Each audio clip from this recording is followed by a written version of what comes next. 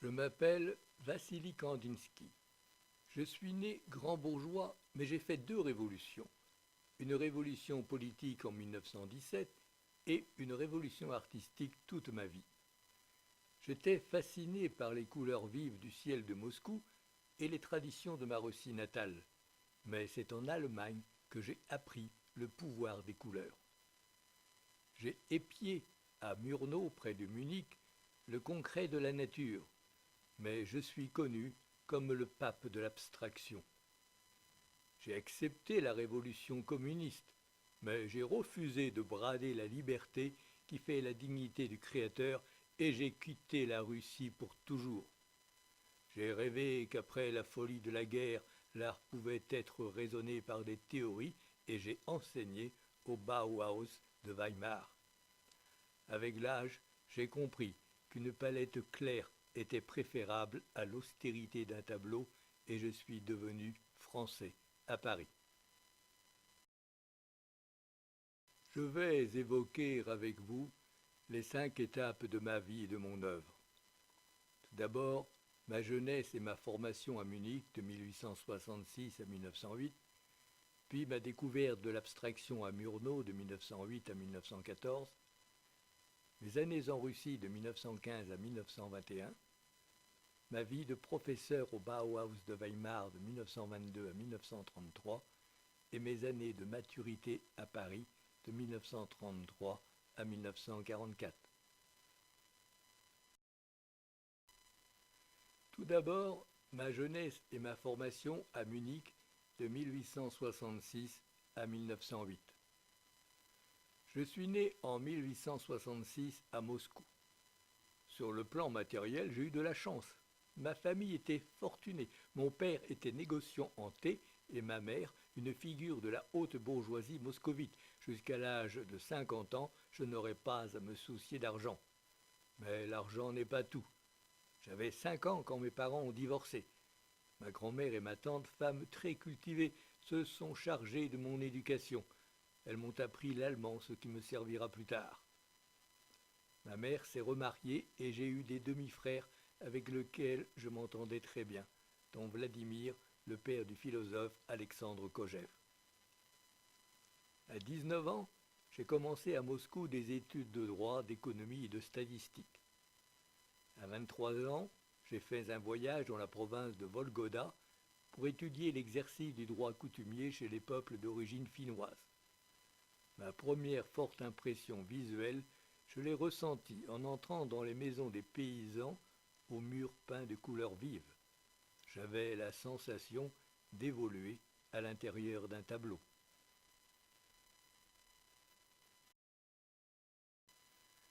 À 27 ans, je termine avec succès mes études et deviens un expert en économie et en statistique.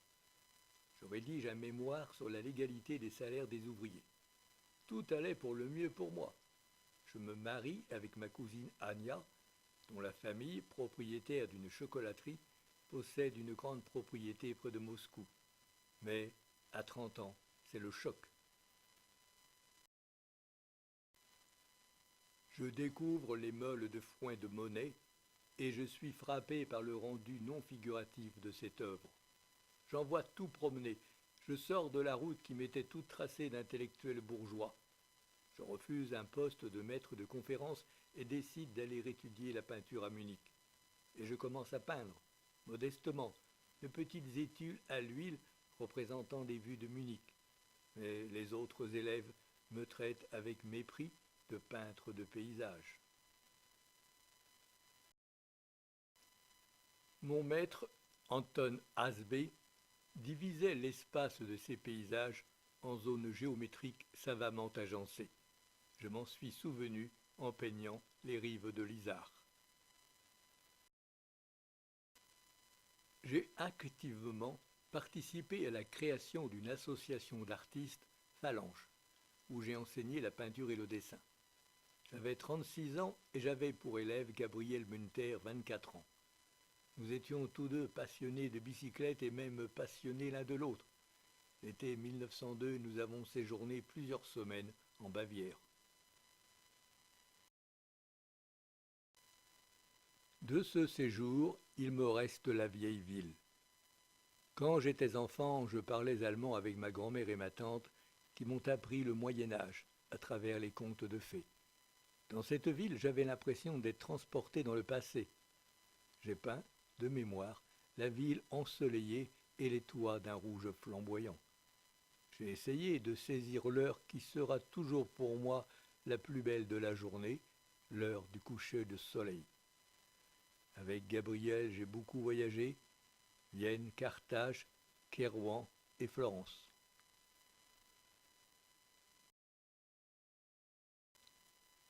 J'ai peint les fauteuils de plage en Hollande. Je me suis concentré fortement sur une seule couleur, le rouge.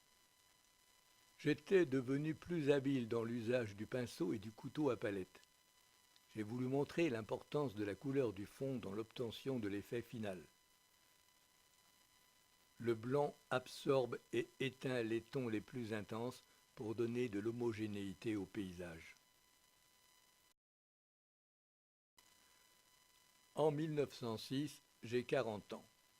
Je m'installe à Paris pour une année avec Gabriel. Nous ne vivons pas toujours sous le même toit, car un reste de remords me tourmente et j'éprouve un sentiment de culpabilité envers ma femme Ania.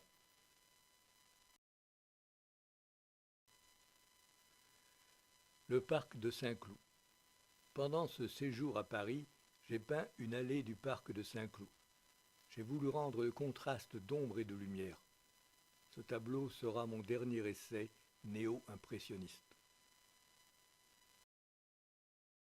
À Paris, l'activité artistique est alors influencée par Serge Diaghilev et les ballets russes. Moi aussi, je veux illustrer les vertus du peuple russe. Avec le chant de la Volga, je veux provoquer l'enchantement en peignant un monde chevaleresque gorgé de couleurs vives.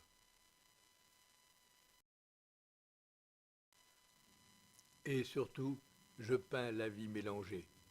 Je voulais représenter tous les aspects de la vie en Russie. La vie matérielle et spirituelle, la vie passée et la vie présente. Le caractère révolu du passé me permettait de me détacher des modèles réalistes. J'ai peint des taches colorées et lumineuses sur un fond sombre. Le difficile était de restituer le désordre des masses, des taches et des lignes. J'ai donc utilisé une perspective à vol d'oiseau afin de pouvoir superposer les figures. Je m'éloignais ainsi de la composition traditionnelle. Un jeune homme joue du pipeau pour sa compagne.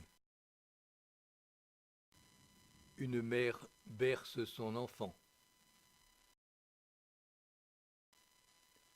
Un pèlerin à la barbe blanche semble porter toutes ses affaires.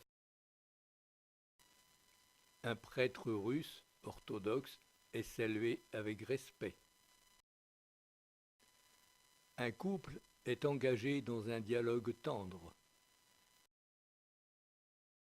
Un cimetière entouré d'un mur devant lequel se déroule une procession funèbre. Un garçon court après une fille, car la vie est mélangée entre l'amour et la mort. Une colline est couronnée d'un Kremlin.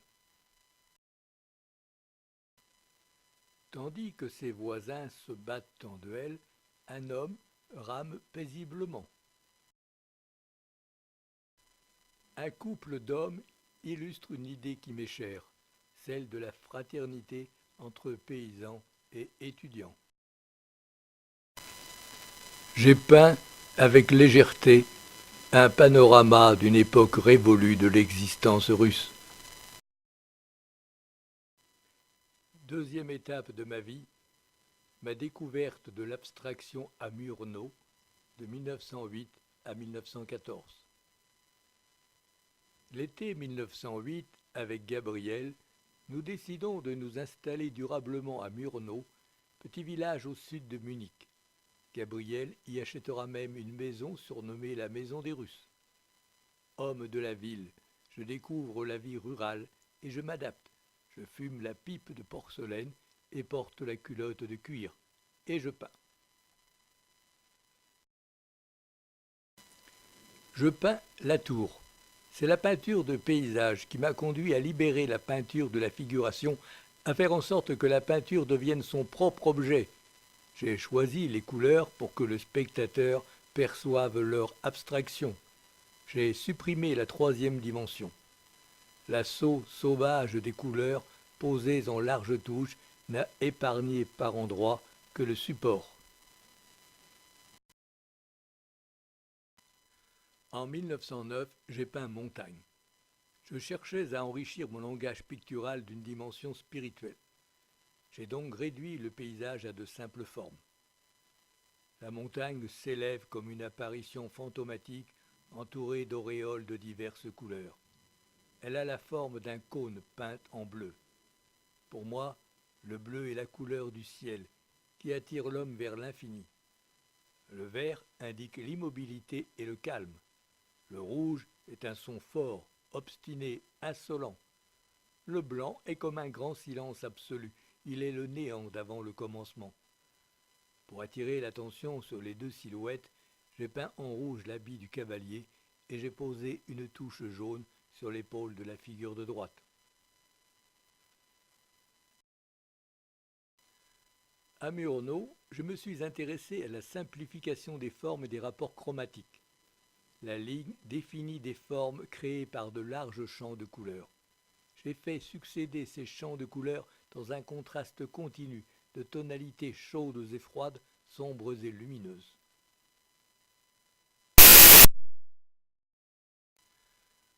À Murnau, j'ai peint la scène que je voyais tous les jours en regardant par la fenêtre.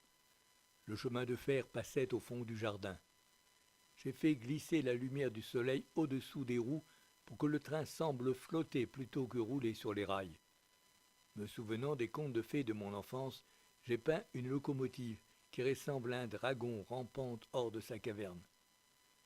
1911 a été pour moi une année importante. Sur le plan personnel, j'ai obtenu mon divorce d'avec Anya.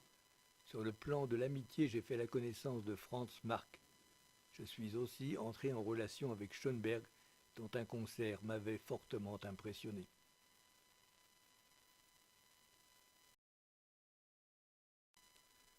La montagne et les cavaliers. Lors de mon séjour à Paris, j'avais admiré les toiles éclatantes des fauves. Depuis mon enfance, j'aime les chevaux, et j'ai souvent peint des chevaux et des cavaliers. Les silhouettes des cavaliers se détachent sur le bleu du mont. J'ai flanqué le corps triangulaire de la montagne qui domine au centre de deux arbres immenses, qui sont des masses de couleurs importantes, l'une jaune, l'autre rose magenta. Ces deux arbres n'ont aucune prétention naturaliste. À cette époque, je commence mon chemin vers l'abstraction et mes images s'éloignent peu à peu de la nature. Le but de mes couleurs est surtout désormais de créer des émotions. Improvisation 14. On a parfois comparé mes tableaux à des vitraux de cathédrale. Il est vrai que dans ce tableau, les cernes noires donnent un effet de cloisonnement. Les formes sont créées par les couleurs. Je vous laisse décider si cette forme courbe montante est le contour d'un lac ou d'une montagne. Même si le motif est peu évident, vous avez reconnu des cavaliers et leurs montures. Avec Franz Marc, j'envisage de publier un almanach où pourraient s'exprimer des artistes de différentes disciplines et de différents pays. Cet almanach, nous le baptisons Der Blaureiter, le cavalier bleu. Par cette publication, nous souhaitions diffuser nos conceptions sur la qualité de l'art que nous voulions indépendant de la race, de l'époque et de la nationalité.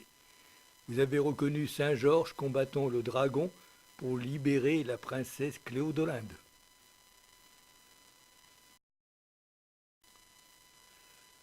Pour faire connaître mes propres idées, je publie du spirituel dans l'art et dans la peinture en particulier.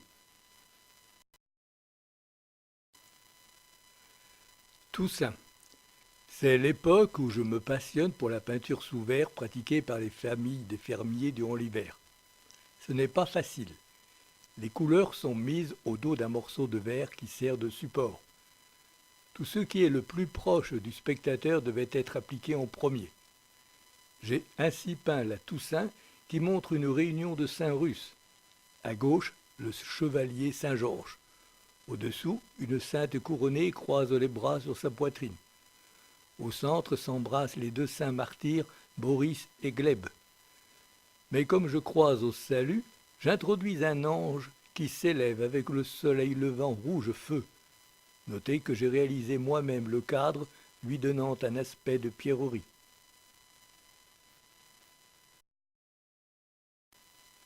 Mon tableau composition 4 demande quelques explications.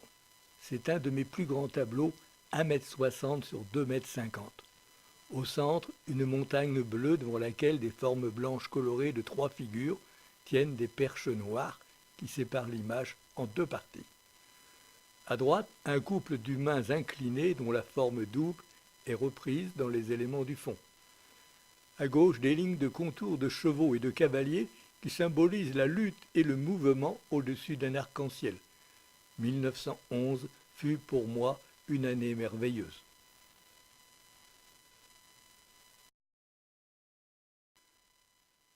Profondément croyant, j'ai voulu, avec Improvisation 19, exprimer la recherche du salut par les moyens de la peinture. J'ai voulu libérer l'art du figuratif pour mettre au jour un message spirituel. J'ai choisi le bleu, qui est la véritable couleur céleste. Le bleu crée une atmosphère de calme. Les motifs, sur le bord gauche et sur le bord droit, sont des abstractions de figures humaines.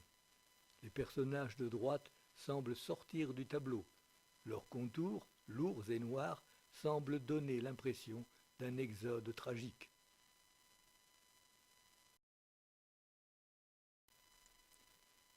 J'ai toujours aimé la musique. J'ai fait du violon. Pour moi, le tableau est une musique. Le bleu clair est comme une flûte, le bleu foncé comme un violoncelle, encore plus sombre, c'est une contrebasse.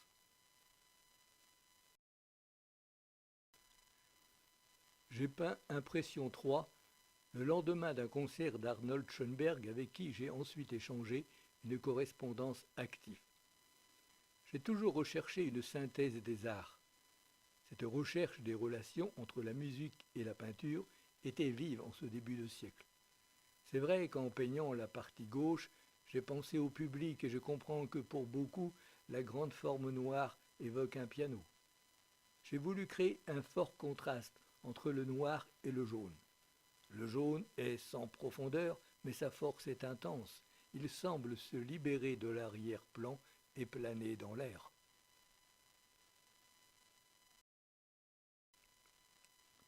Jeune, j'avais la passion du cheval.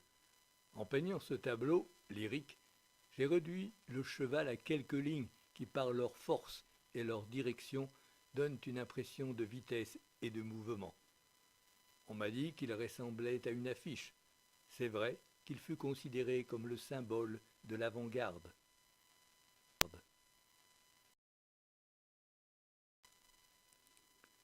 Cette toile, très noire, est une des premières que j'ai peintes dans mon cheminement vers l'abstraction pure, vers la peinture absolue.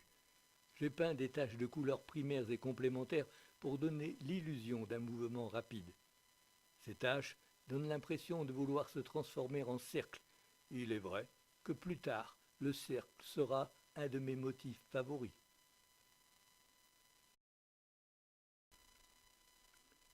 Je vais vous présenter Composition 7, tableau que j'ai porté pendant 1 an et demi. Le déluge fut le point de départ de mon inspiration.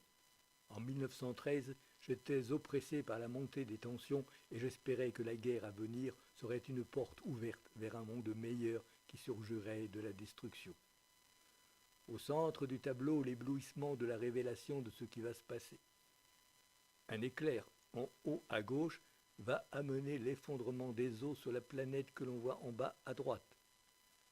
L'eau va monter dans la partie basse du tableau. L'arche de Noé est le grand croissant en bas à gauche avec 3 rames. Noé est l'artiste qui est chargé de conduire la nouvelle humanité vers le monde nouveau. Je vous présente le nouveau couple allongé à droite qui va féconder l'humanité nouvelle. Du nuage de vapeur rose s'échappe une portée musicale qui symbolise un espace d'harmonie. J'essaie toujours dans mes tableaux d'exprimer ma passion pour la musique.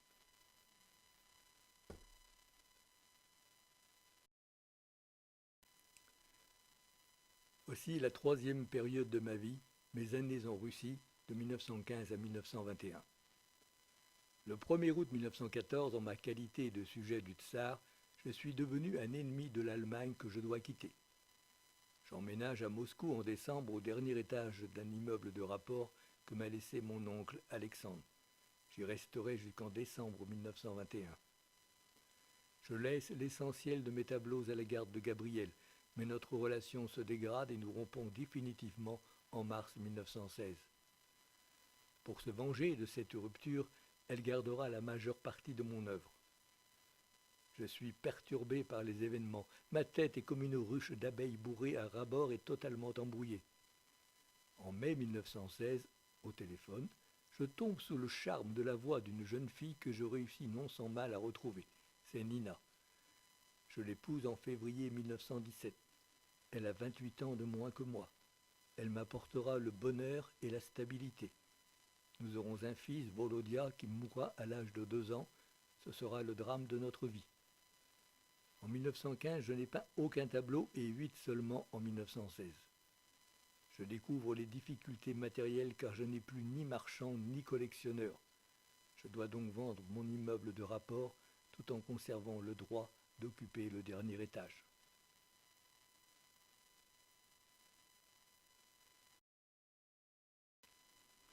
Mais le 4 juin 1916, après une promenade du soir au Kremlin, j'ai retrouvé ma force de création. En peignant cette toile, j'ai réalisé un vieux rêve. Peindre Moscou à l'heure où le soleil couchant l'a réduite à une tâche qui met toute l'âme en vibration.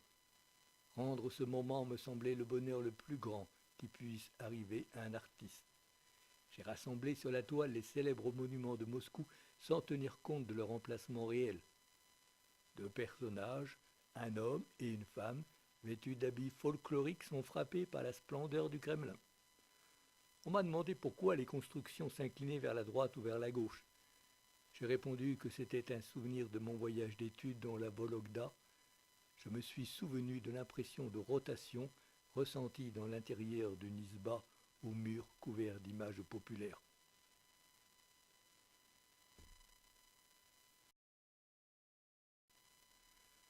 En 1917, au cœur de la guerre, je suis démoralisé. Je reprends l'image de Saint Georges le Victorieux qui incarne pour moi le combat entre les forces du bien et du mal. Je représente au moment de son combat avec le dragon avec à sa droite la princesse enchaînée qui doit être livrée à la bête monstrueuse.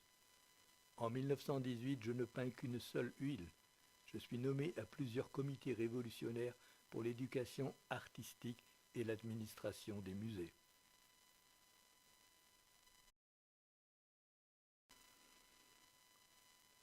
En 1919, j'ai peint Ovale blanc, qui est le premier tableau où je pratique la géométrisation des formes en utilisant un cadre. Le cadre a pour but de mettre en valeur le motif pictural intérieur et d'atténuer la rigueur rectangulaire de la toile. J'ai suggéré un mouvement de rotation par des éléments directionnels opposés.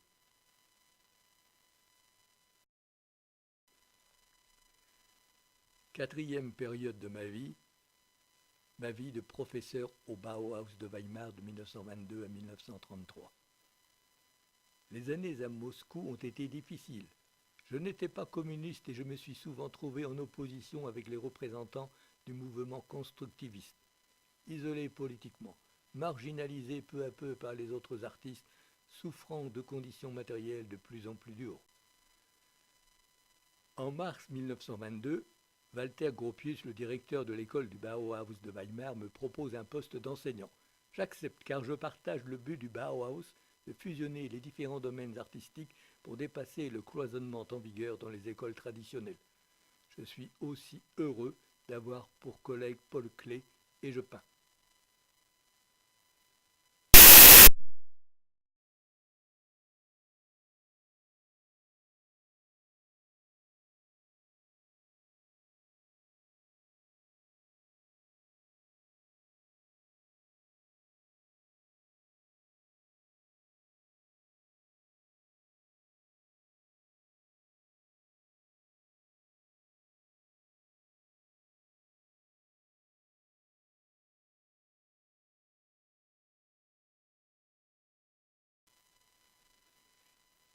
Cercle multicolore. Il n'y a plus de structure spatiale dans mes tableaux abstraits. Devant un fond inexistant, les formes géométriques vivent leur vie propre. Pour créer cet espace, je n'utilise pas le blanc d'origine de la toile, je le recouvre de coups de pinceau et le transforme ainsi en une surface blanche qui respire.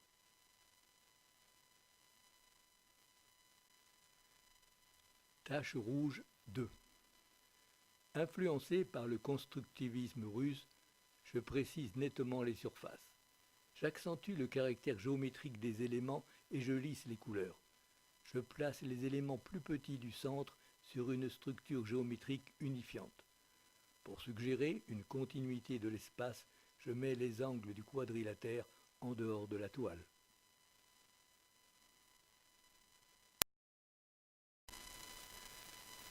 Trame noire.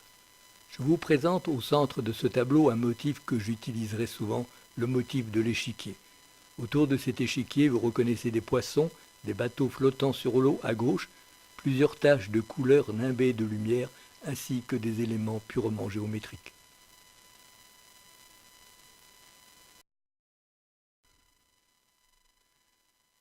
Sur blanc 2. Je dois reconnaître que tout en étant souvent en désaccord avec Malevich, j'ai été influencé par ses œuvres. Avec sur blanc, j'ai peint un croisement de diagonales en accentuant les angles. Ce tableau est proche de Malevich avec ses aplats nets, ses formes triangulaires et trapézoïdales suspendues sur un fond blanc.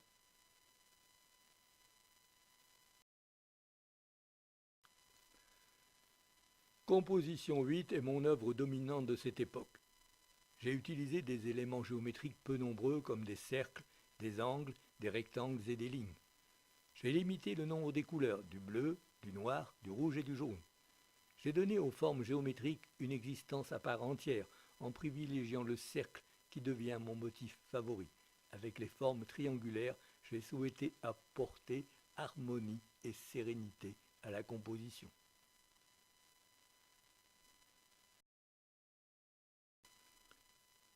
Avec le carré noir, je reprends le trapèze sous la forme d'une surface blanche que j'insère dans un cadre noir. À l'intérieur de ce trapèze, j'insère des éléments géométriques, le triangle, le cercle, le demi-cercle et des lignes droites ou courbes.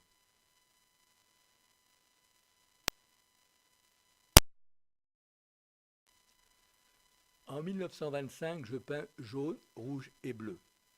La partie gauche, où le jaune domine, est claire et rayonnante dans son graphisme agressif.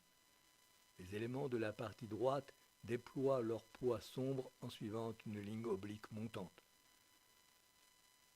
Selon moi, les couleurs en peinture doivent être limitées aux 3 couleurs primaires, jaune, rouge, bleu, et aux 3 non-couleurs, blanc, noir et gris. J'ai associé ces 3 couleurs aux formes géométriques fondamentales que sont le triangle, le carré et le cercle. Triangle pour la forme jaune à gauche, rectangle pour la forme rouge au centre et bleu pour le cercle à droite. Dans un tableau, je laisse chacun voir ce qu'il veut. Pour les uns, un profil humain occupe le jaune. D'autres ont retrouvé à droite, dans les formes rouges et bleues autour de la diagonale, le combat de Saint-Georges avec le dragon.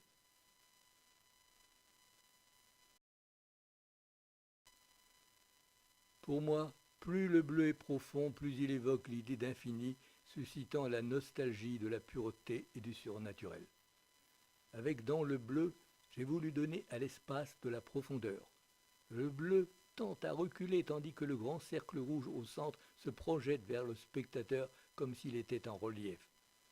J'ai voulu accentuer le dynamisme en choisissant une tonalité froide et uniforme pour le fond. Avez-vous remarqué la vache que j'ai placée en bas à droite devant un moulin à vent?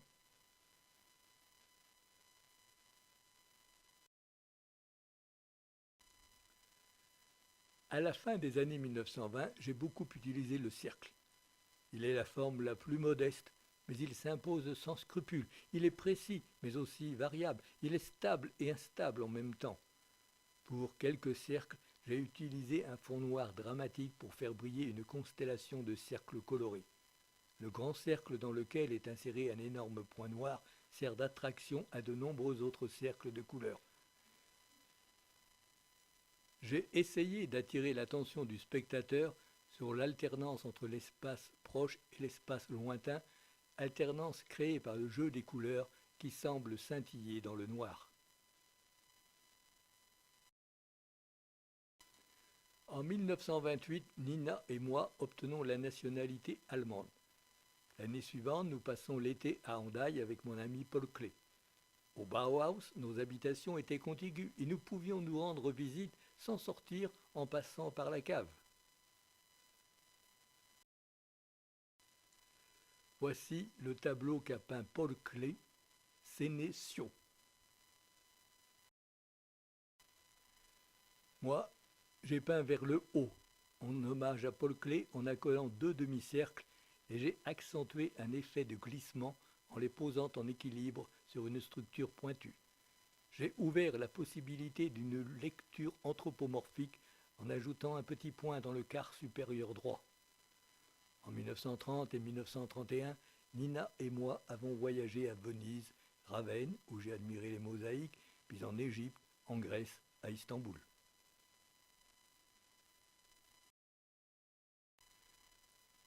Capricieux. J'ai repris le style de Paul Klee pour créer l'image de la barque de Cléopâtre voguant sur le Nil. La forme qui domine est proche de celle d'un vaisseau. À gauche, amas porte des fanions de signalisation, à droite, des motifs de rames. Les silhouettes seraient les membres de l'équipage. On dirait un vaisseau qui flotte dans un firmament doté de deux soleils et d'un croissant de lune.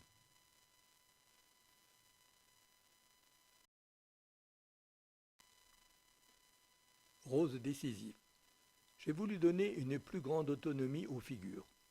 Au lieu de les superposer, je leur ai donné un ordre comme si j'organisais une procession de petites figures placées sur des grilles.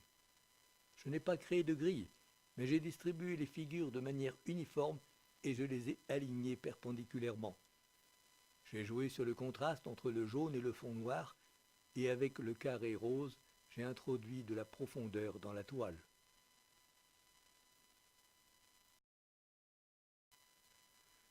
En 1933, les nazis font fermer le Bauhaus, qui avait déjà dû déménager de Weimar à Dessau, puis de Dessau à Berlin. Angoissé par les événements politiques, j'ai peint à l'automne 1933 développement en brun. J'ai superposé des plans rectangulaires allongés et inclinés dans des nuances de brun et de sombre.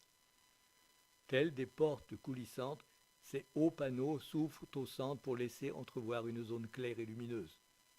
Dans cette zone claire se superposent des triangles multicolores maintenus en équilibre par des formes noires en arc de cercle. En Allemagne, l'espace de liberté s'est rétréci et cette ouverture est pour moi un symbole d'espoir.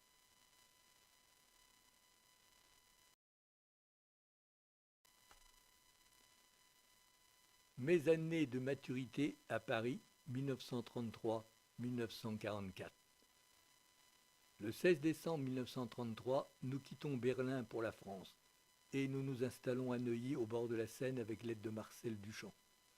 Découragé, pendant quelques mois je n'arrive plus à peindre. Je suis sensible à une certaine indifférence à mon égard, ma peinture étant comprise comme une suite du cubisme. Des amis me pressent de partir pour les États-Unis, mais je ne veux plus être un exilé perpétuel et je me réjouis d'obtenir avec Nina la nationalité française. Je me remets peu à peu au travail.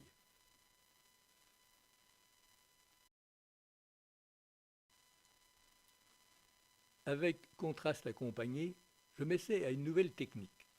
Je mélange du sable à la couleur non pour créer un objet autonome comme les cubistes, mais pour donner du corps et de l'épaisseur à la couleur. Je m'éloigne peu à peu de la rigueur géométrique du Bauhaus.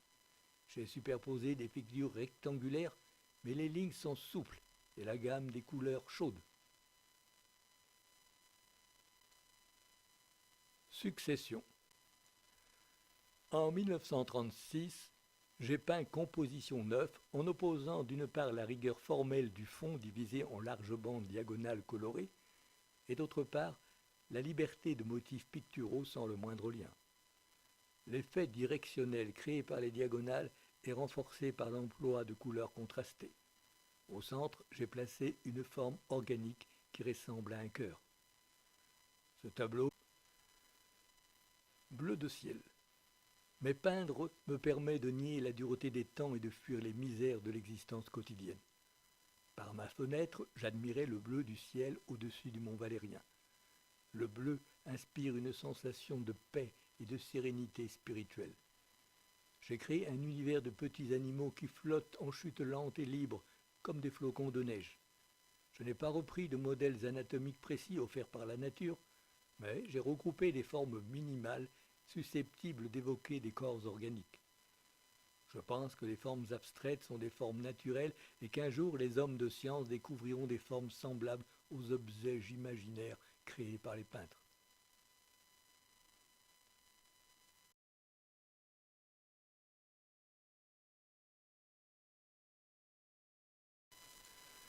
Je commence à ressentir fortement la fatigue et il m'est difficile de peindre. Durant les grands froids de l'hiver 1942, je ne pouvais que dessiner près du poêle. Malgré tout, je parvins à peindre à corps réciproque. J'ai choisi d'affronter des masses en équilibre provisoire pour donner de la force à la toile. Les deux grandes formes triangulaires reposent sur leur pointe la plus aiguë. Les teintes froides sont fondées sur le contraste du gris-blanc et du noir profond. Au moment où sont bombardées les usines de Billancourt non loin de Neuilly, j'ai voulu la clarté de ce tableau comme un signe prophétique pour des lendemains meilleurs. Mais je n'étais pas moi-même prophète, autrement j'aurais su que ma vie s'arrêterait bientôt le 13 décembre 1944 et j'aurais apprécié de savoir qu'Onina disposerait cette toile près de mon cercueil.